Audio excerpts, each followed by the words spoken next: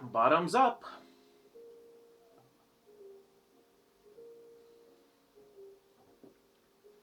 We're going to talk about Children of DUNE.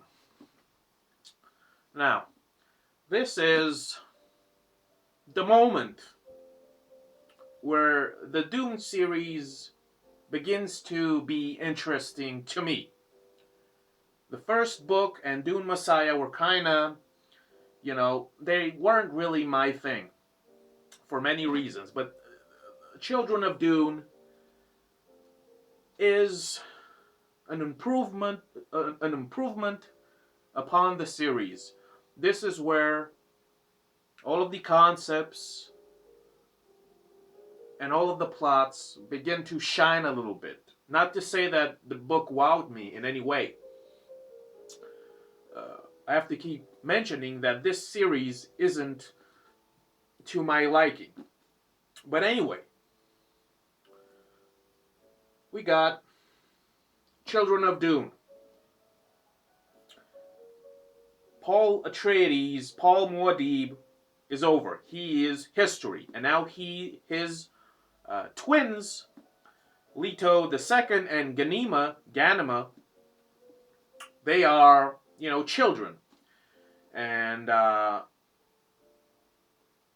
it seems that they will be groomed to be the new rulers of Dune Arrakis, right? And somehow, of course, there are conspiracies afoot, and the Bene Gesserit, as always, wants to manipulate the scenes to make these two become a couple. Because of their genetic program, the Bene Gesserits are in favor of incest, basically. They tried it with Paul and his sister Aaliyah, and now they're trying with Paul's twins, Leto II and Ganima.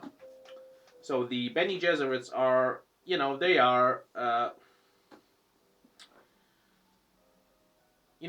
they're sus, basically. And I have to mention this again about the Bene Gesserit. This is the third volume in the series, the original series by Frank Herbert, and I still don't think that the Bene Gesserit is a threat in any way to me as a reader. Every time the Bene Gesserit is mentioned, I'm just like yawning, right? They're not a threat. They're not even a threat in the story itself, right? So, they're reading these books, there isn't any real tension whatsoever, which is a shame, right? And I have to mention this. This book, Children of DUNE, proves to me that Frank Herbert isn't a bad writer. Not at all. In fact, his writing here shines. And I just have to show you this. In every chapter we have these snippets or excerpts from various documents or quotes or whatever. And these really caught my eye in this book. This time around, they really just stood out to me. A lot of them, they were just well written. You can find some real gems in this book, and it proved to me that Frank Herbert isn't a bad writer. He has his ideas. His ideas are well formulated. They are easily understood, and he says some real stuff that's hard hitting. Right? So Frank Herbert isn't a bad writer. But what he doesn't excel at, as many other, would-be sci-fi writers, not all of them, but those that I have read, a lot of them are famous, right? A lot of sci-fi writers, they have wonderful ideas. They have incredible ideas, concepts that blow your mind, right? But a lot of them, they can't write endearing human characters, and they cannot write an interesting story, even if their life depended on it, right? They can put their ideas on paper, and they can mesmerize you, but they cannot write a good story and well-rounded characters for shit. Most of them, they cannot do it. I don't know why that is. Maybe they have a more intellectual mind. Maybe their mind is more leaning towards logic, science, whatever, right? But that's just my take, right?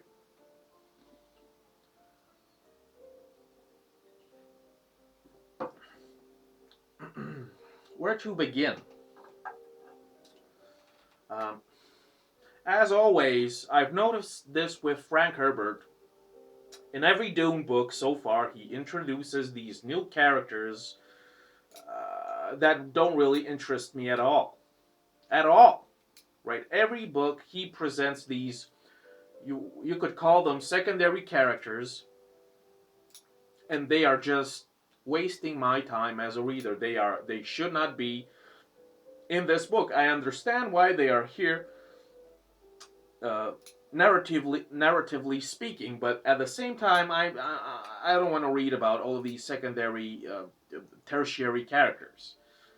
And Frank Herbert does this in every book, which is unfortunate because I think he should spend more time developing his main cast of characters instead of just creating all of these offshoot characters that nobody cares about. Right? Nobody cares about these secondary characters at all. I certainly don't. Right? And of course, for some reason, yet again, Dunkin' Donuts Idaho is in this book as well.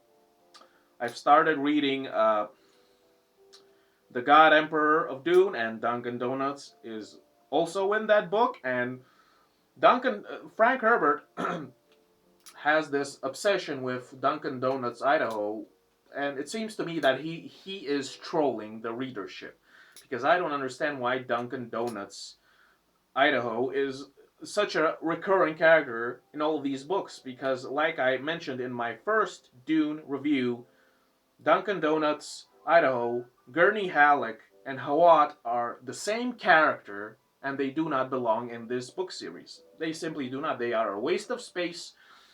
I do not care what happens to them. Moving on.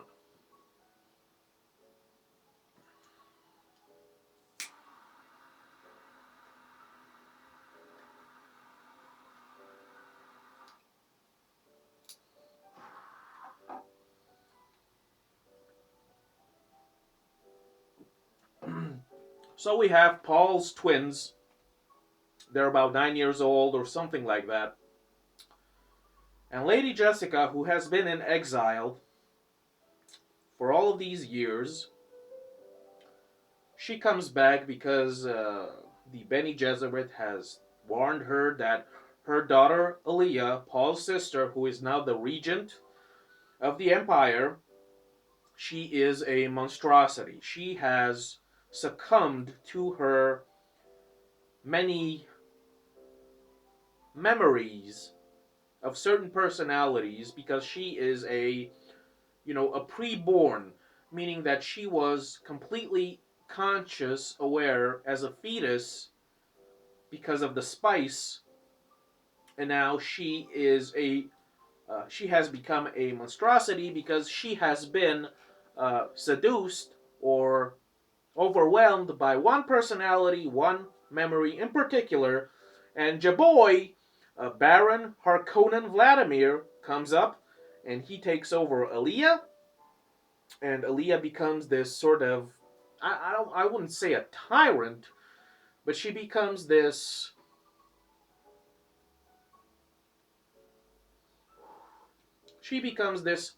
parody of herself, and most people don't seem to realize what has happened. They don't seem to notice the transformation that is happening into this person they worship, right?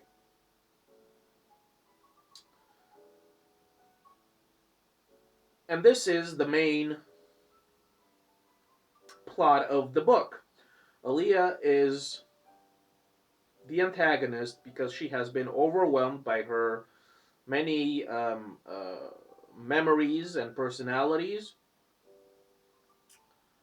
And few people know this. Dunkin' Donuts Idaho knows this. He is married to Aaliyah. He notices this immediately. Jessica knows. The twins know, right? The Bene Gesserit obviously knows, and so on. So the main people in this book know that Aaliyah is no more. She has been overwhelmed. You could say that she has died, basically, and some sort of monstrosity, aberration has taken her place, right? Because she behaves strangely throughout this book for some reason, and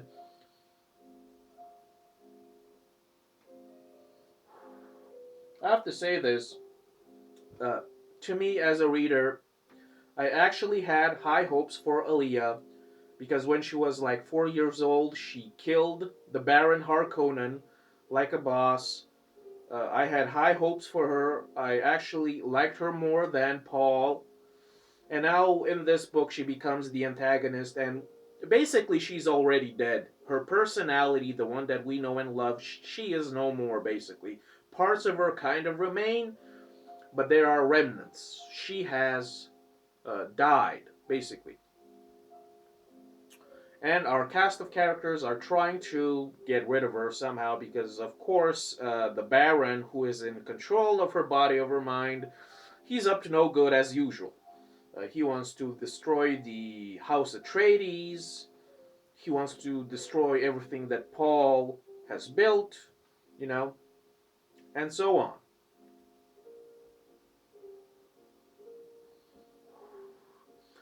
And then we have another interesting aspect of this book.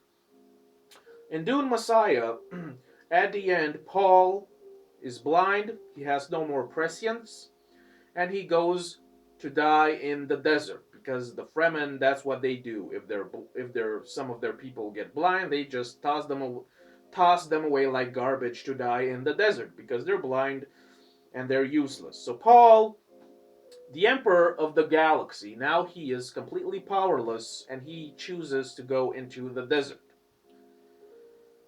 But now in this book, um, Children of Dune, we are introduced to a sort of mysterious character. He is a sort of wandering truth teller, a prophetic, ominous, what you might call it, oracle, basically. He is some sort of oracle.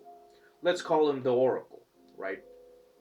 And of course, immediately, if you've read the books back to back, I mean, it's no mystery at all. Of course, it's Paul Atreides, Paul Muad'Dib.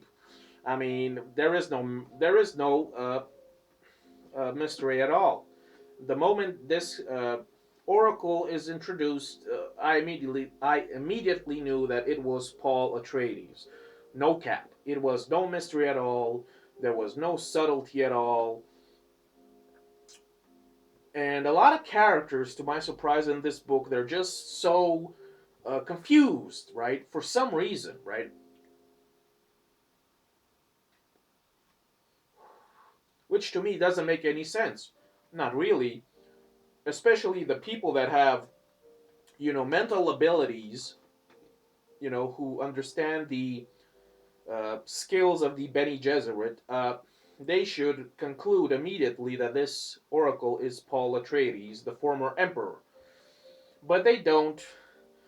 Pretty much all of them, speculate that it might be Paul, even his children, even his sister, even his mother. They all speculate, but nobody really knows, and nobody really tries to know, right? Which is, of course, strange yet again. This is strange behavior to me.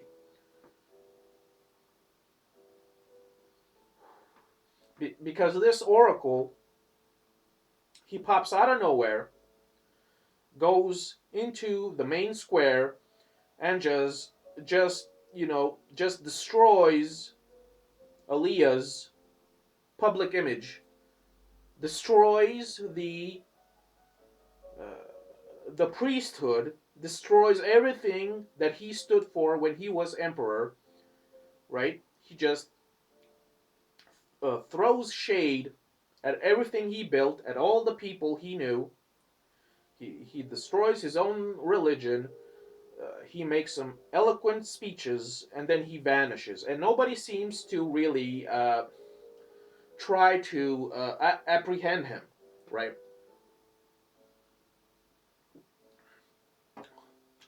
Aliyah considers getting rid of him, but that really doesn't happen.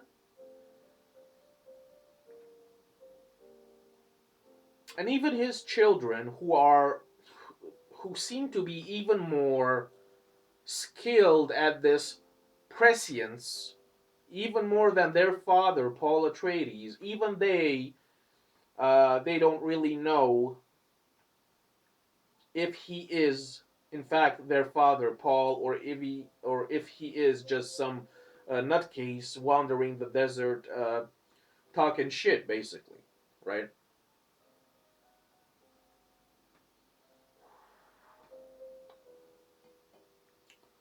Now with the twins, there is a strange plot line that I just shook my head at, and it is that uh, a, a contender to the throne, I think his name is Farad or something like that.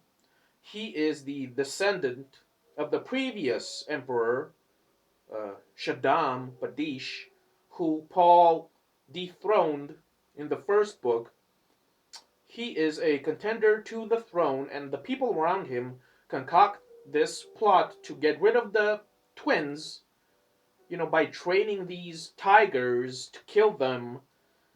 And to me, this plot line just seemed completely ridiculous. It just came out of nowhere. I mean, these are the children of Paul Muad'Dib, the Kwisatz Haderach, right? They have crazy prophetic, not prophetic, but they have a foresight, an insight even more powerful than their father. And these clowns, they just send a pair of tigers to kill these children who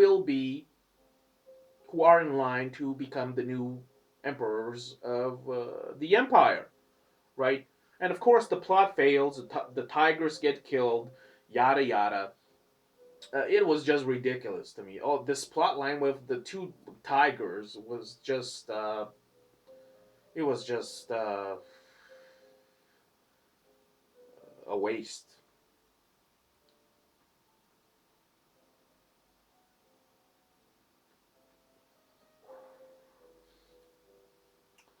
So we have Leto the Second.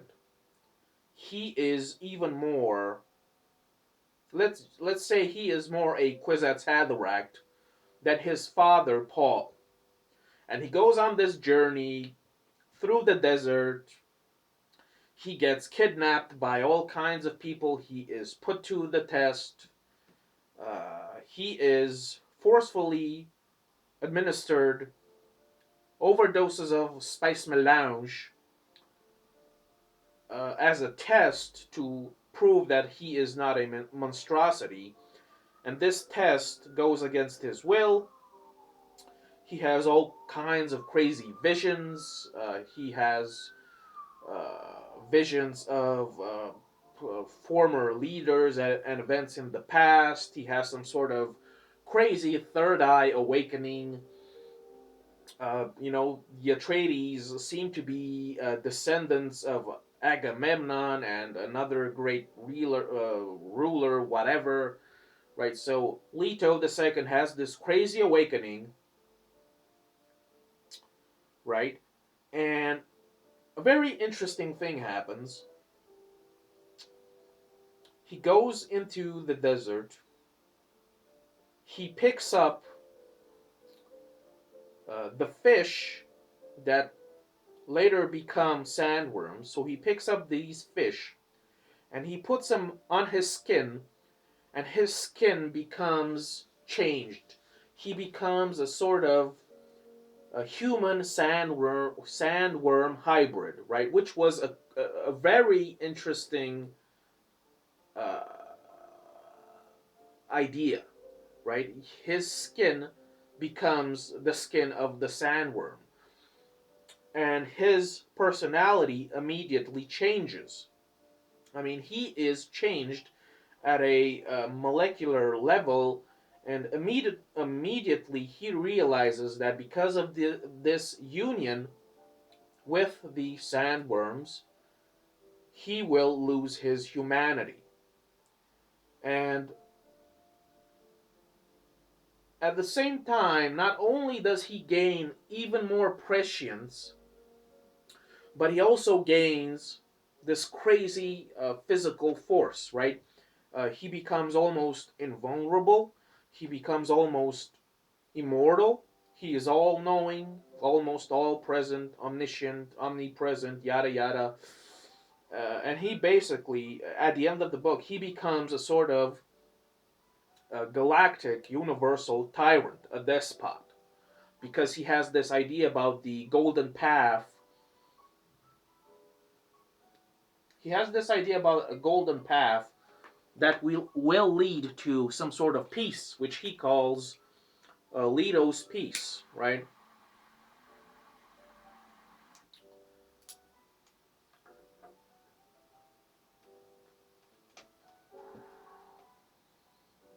And that's an interesting thing.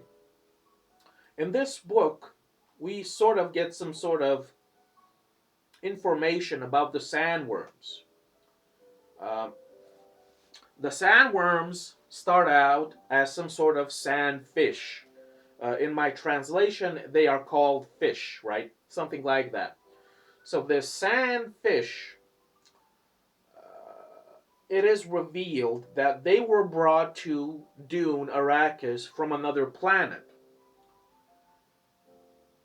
And Dune was a lush green, thriving planet, right? Back in the day. But somebody, we don't know who, brought these fish to Arrakis. And what these fish do, they burrow in the earth and they just suck all the water basically from the planet over millennia, of course.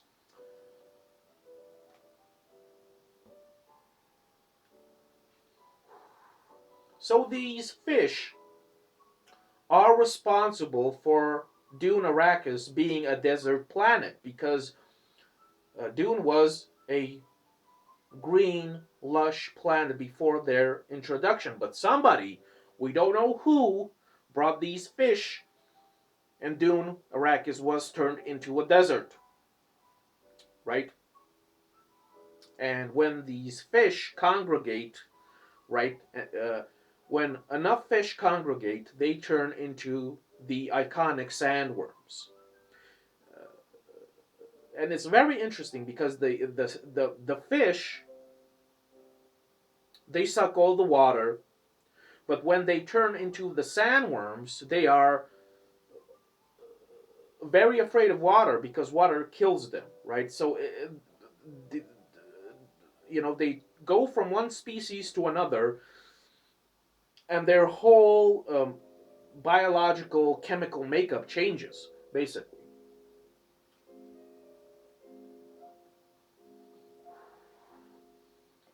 And what I thought was intriguing about this backstory, this info dump, was, you know, who exactly brought these fish to Arrakis way back in the day, thousands of years ago?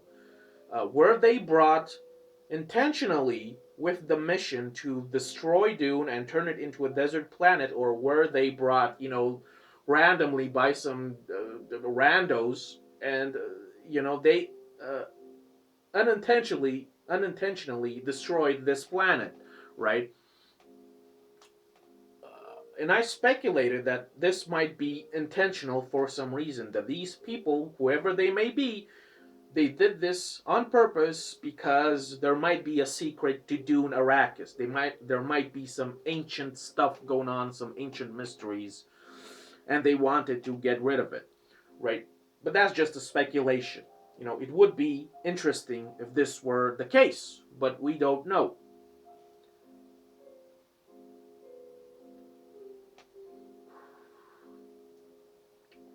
So Aaliyah is possessed, and at the end of the book, Paul, who is now, Leto the Second, confronts Aaliyah, and now he is a semi-human, semi-sandworm. He is a hybrid. He is in a constant process of changing into an actual sandworm, which was fucking crazy, right? It's a crazy concept, but I liked it, right? This is the book where Frank Herbert shines. He begins to shine in this book. There are nice concepts in this book that I really appreciate. So now Leto, being a sort of sandworm in the making, he cannot be touched basically, and he easily becomes the new tyrant, dictator of the universe. But there's something in this ending that I just really did not appreciate, which was, of course, the Oracle. Naturally, obviously, turns out to be Paul Atreides, Paul Muad'Dib, the former emperor, the former Kwisatz Haderach. He turns out to be Paul, the Oracle. And after meeting his son, they both go to the capital, or I should say, Leto forces his father to go to the capital to make one last speech, knowing full well that Paul will not survive this final speech. Uh, so Leto forces his father, Paul, to make one last speech for which he will be killed. And this is done deliberately, with premeditation, because this is in his golden path. And this shows that Leto II now is already becoming inhuman, because he forces his father to be killed for his golden path.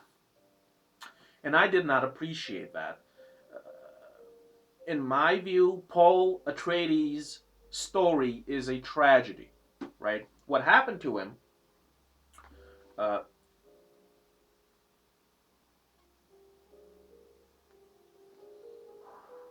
he became a victim of his prescience. He became trapped in time. He became a captive in his visions, right? He could not make the final step to become this hybrid like his son did. And Paul is appalled by the choice that Leto, his son, made. But what I didn't like about this ending, so it's pretty much obvious that this oracle is Paul. So he goes into the public square. He makes his controversial speeches, and a priest, a random priest, shanks him like a pig. So Paul Atreides, the former great emperor, he just dies like a nobody in the middle of this public square. The Fremen and pretty much everybody knows that he is Paul, and they just, I don't know. Paul's death is just shoved aside, too easily, right? His death, his assassination, his murder is just shoved aside like it's just something that happened. Oh well, right? It's like he wasn't the protagonist. A book, previously, right? In a previous book, he was the protagonist. Now he is killed like he is a nobody. And what I really hated is that nobody tried to save him, to protect him. A couple of Fremen cried here and there, but they just stood by and watched their god get murdered like some common peasant, right? And then we move on to the to the last chapter. Leto is crowned the emperor, and that's the end of the book, right?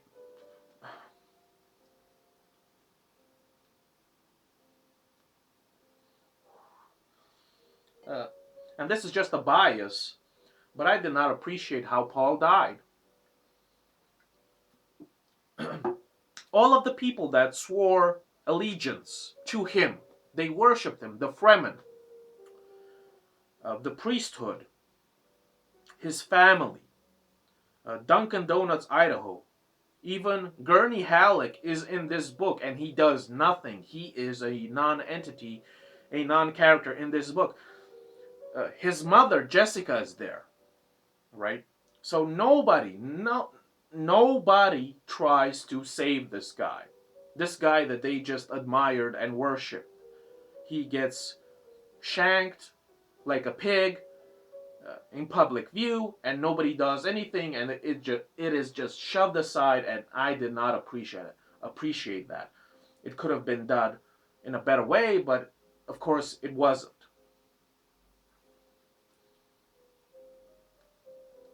Which leads me to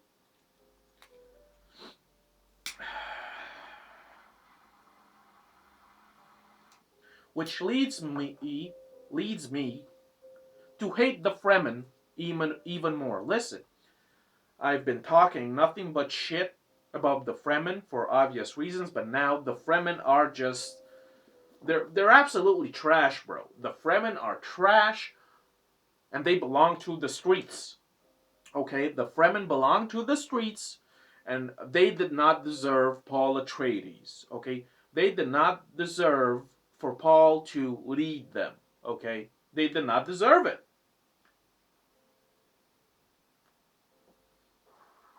Because they're so stuck in their ways, they're so trapped in their narrow-minded customs, traditions, beliefs, that it just rubs me the wrong way, right? Which sparks another criticism that I have with Frank Herbert, that he didn't write at least one Fremen that was different. So no Fremen this far is different. All of them are the same. They have no problem with their way of life. They have no problem with their conduct. And I wish there were a Fremen that was written differently. A rebel, an outsider. You know, a free thinker that wasn't, you know, absorbed by this, in a way, primitive way of being, right?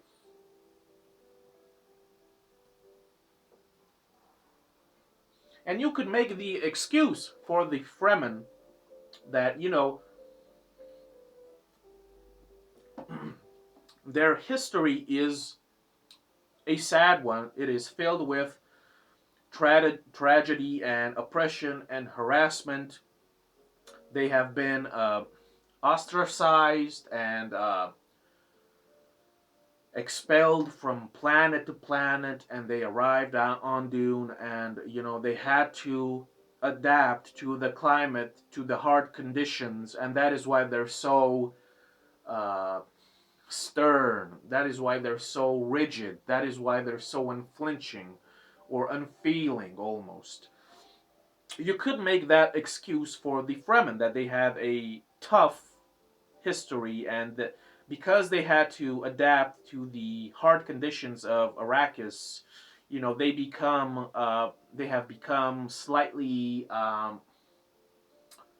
you know, I don't know the proper word, stern, rigid, unfeeling, a bit primitive, right? But that doesn't exempt them from the way they behave, and that does not make them.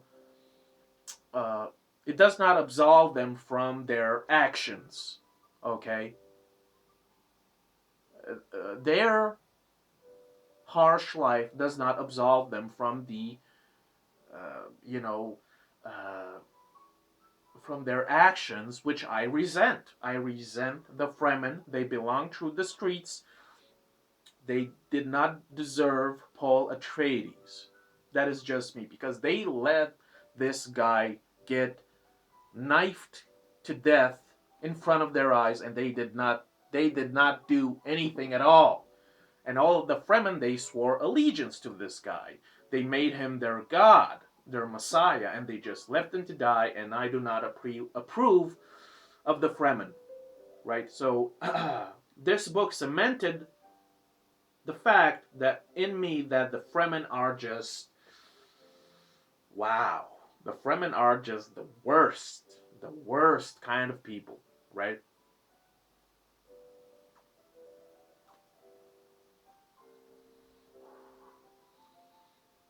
And I'm not trying to uh, be mean or anything, but it is said that the Fremen were, of course, harassed, oppressed, and they were exiled from planet to planet. And yes, there are a lot of reasons for this. Racism, prejudice, irrational hatred, whatever. But I think that whenever a certain type of person or a group of people are branded as black sheep, there are reasons for this, right? I'm not blaming the whole Fremen people, but every category of society has its black sheep that go around and they cause nothing but mischief and damages, and word spreads. So all of this hatred for the Fremen isn't irrational or racism, or, some of them surely must have caused some sort of trouble wherever they went, and the people that were there said, "Okay, you better get out of here, bro." Of course, which wasn't fair because you cannot generalize and say that all the Fremen are trash, but when you really dive deep into their mindset,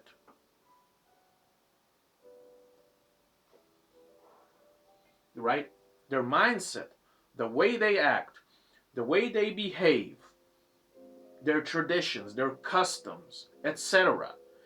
Even the way they treat their own leader, right? It's just appalling to me, right? The fact that these people that worship this guy just let him suffer, you know, alone. All of these tragedies. He he lost his wife.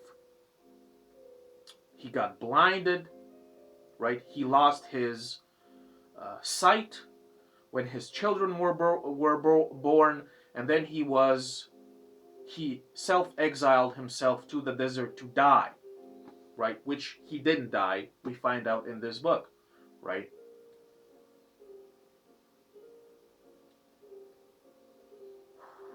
So in my mind, at least a good chunk of the Fremen populations are absolute trash. Absolute trash. I cannot stand them, and they are a nuisance to me. They are obnoxious, uh, and of course their plight as this oppressed people is completely shattered because, wouldn't you know it, when Paul became emperor, guess what? Uh, Mainly the Fremen, they went on this genocidal jihad across the universe, and they became exactly the same kind of trash that oppressed them in the first place. So they became exactly what they hated, right? I mean, it's just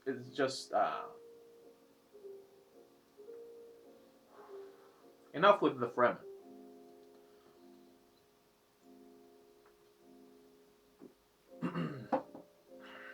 And this, another aspect caught my eye. So there's a lot of symbolism with Paul. You know, the two moons of Arrakis Dune seem to be overemphasized in this series. Paul is associated with a fish. He is associated with water. Um, he gets blinded, but his in an attack, but his prescience gains, aptitude or amplitude, right? He doesn't have physical eyes anymore. He cannot see with his eyes, but his inner eye becomes amplified, right? So he can see without eyes, which I thought was interesting. But even more interesting, when his twins get born, he loses his prescience, right? It's as if he is passing the torch to his children.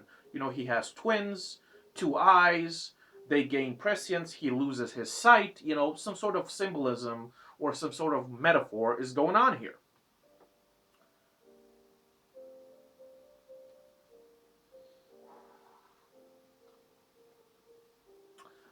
The way Alia goes out, to me, is ridiculous.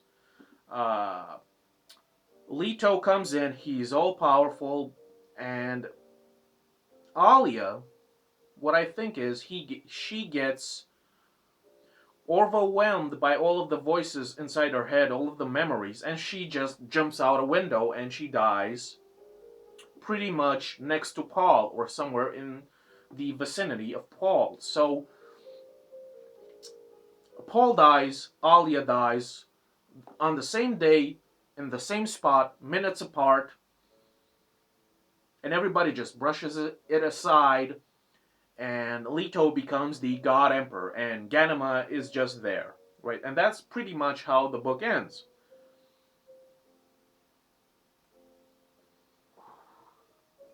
Like I said, Gurney Halleck is just there. He doesn't do anything. He doesn't bring anything to the table. And Dunkin' Donuts, Idaho, he gets killed by Stilgar, and I couldn't care less, right? I couldn't care less about all of these characters. Stilgar, Halleck, Idaho, the Bene Gesserits, the Thalax, the Ixians, the Fremen, right? The priesthood, the religion surrounding Paul and then Aaliyah. All of this, I don't really care about any of this, right? All in all, this was, I have to say, Dune was meh. Dune Messiah was the same. Children of Dune was a interesting read because Frank Herbert's writing reaches its, I wouldn't say it's pinnacle, but his ideas become rounded, right? He uh, the way I see it, he becomes a bit more confident with the type of ideas and concepts that he explores. And his writing, like I said, especially these excerpts at the beginning of each chapter, they're very well written, and they are interesting, intriguing, right? So I'm expecting that the other books in the series become even better. I've started reading God Emperor of Dune. You know, uh, as of right now, it's not that compelling, but it has good points and bad points, and I hope it gets better. But this book, Children of Dune, it is a stepping stone to greatness, and I hope the other books turn out to be even better than this book. And that's about it. Thanks for watching. See ya!